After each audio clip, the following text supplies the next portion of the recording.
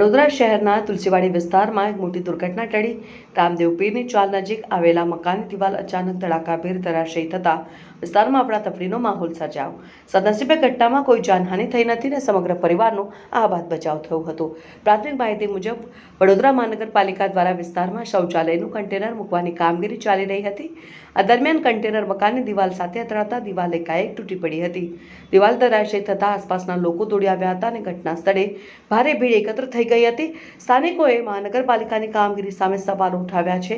રહીશોનું કહેવું છે કે પૂરતી તકેદારી રાખવામાં આવી હોત તો આવી ઘટના ટાળી શકાઈ હોત। ઘટનાની જાણ થતાં મહાનગરપાલિકાના અધિકારીઓ પણ સ્થળ ઉપર પહોંચ્યા હતા અને સમગ્ર ઘટનાની માહિતી મેળવી હતી। સદનસીબે ઘટનાના સમયે પરિવારના સભ્યો સુરક્ષિત સ્થળે હોવાથી મોટી જાનહાનિ ટળી હતી। જોકે દિવાલ ધરાશયી થતાં મકાનને નુકસાન પહોંચ્યું છે। હવે સમગ્ર મામલે મહાનગરપાલિકા દ્વારા તપાસ હાથ ધરી આગળની કાર્યવાહી કરવામાં આવે તેવી સ્થાનિકોની માંગ ઉઠી છે। રામદેવ પીરની 40 શ્રીનાથ પેટ્રોલ પંપ છે। કાઠિયાવાડી ચાલમાં રહું છું ને શેરી નંબર 2 ને સવારે મેં સૂતો હતો, સૂઈને હજી ઉઠ્યો જ છું।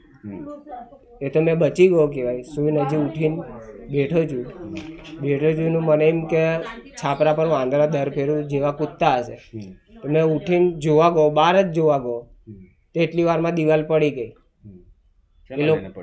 એ મૂતેડી રાખીને આ લોકોએ લોખંડની આખી દબાઈને એટલે પડી દિવાલ। કોની બેદરકારી માનો છો?